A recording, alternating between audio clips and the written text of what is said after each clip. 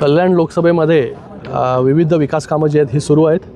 Mostly road infrastructure, metro ही कामं मोठ्या गतीने काही वर्ष जे आहेत हे या कल्याण लोकसभेमध्ये होत असताना आपण पाहिली. हजारो कोटीची कामं या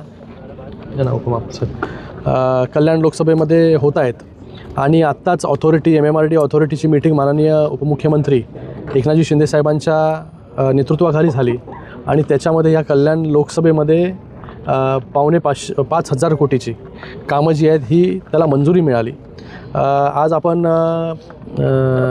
पलावा ब्रिज असेल त्याचं काम जे आहे ते अंतिम टप्प्यामध्ये आहे.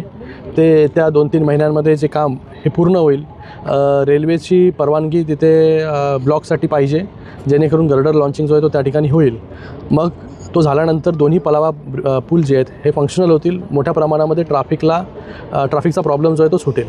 त्याचबरोबर कल्याण-शील रोडवरची मेट्रो 12 याचं काम देखील मोठ्या गतीने सुरू आहे. आपण पाहत आहे आत्ताच्याच ऑथॉरिटी मीटिंगमध्ये MMRDAच्या त्याच्यावरती महापे ते रांजनोली असा access control double decker flyover त्याला मंजुरी देण्यात आली. तो रस्ता झाल्यानंतर थेट महापेपासून ते रांजनोलीपर्यंत without any signal, without any interruption जे आहे हे लोक प्रवास करू शकतील. ज्याला डोंबिवलीमध्ये जायचं तो डोंबिवलीमध्ये उतरू शकतो, ज्याला कल्याणमध्ये उतरायचं तो कल्याणमध्ये उतरू शकतो. जसं नागपूरमध्ये डबल डेकर फ्लायओव्हर आहे तसा डबल डेकर फ्लायओव्हर जे आहे त्याची देखील मंजुरी ह्या ऑथॉरिटी मीटिंगमध्ये झाली. त्याच्यासाठी मला वाटतं 2,800 कोटी रुपये माननीय उपमुख्यमंत्री महोदयांनी मंजूर केले. त्यानंतर तिसरा पथरी पूल त्याचा देखील कामाची पाहणी झाली. तो देखील लवकर पुढच्या 2-3 महिन्यांमध्ये त्याचं काम संपेल. आता आपण सेगमेंट 3 कल्याण रिंग रोडच्या तिथे आहोत आणि याची देखील पाहणी झाली. याचं काम चालू आहे. लँड ॲक्विजिशनमध्ये काही प्रमाणामध्ये जे आहे लँड ॲक्विजिशन झालेलं आहे, काही प्रमाणामध्ये लँड ॲक्विजिशन झालेलं नाही आहे.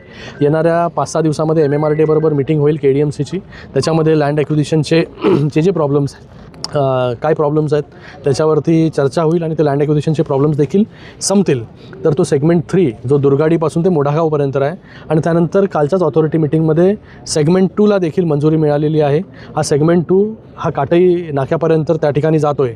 तर सेगमेंट 2चं जेव्हा काम पूर्ण होईल काटईपासून ते टिटवाळ्यापर्यंत विना अडथळा जो आहे लोकांना प्रवास जो आहे हा करू शकतील. आज तासनतास लोकांना लागतात, काही मिनिटांमध्ये हा प्रवास पूर्ण होईल.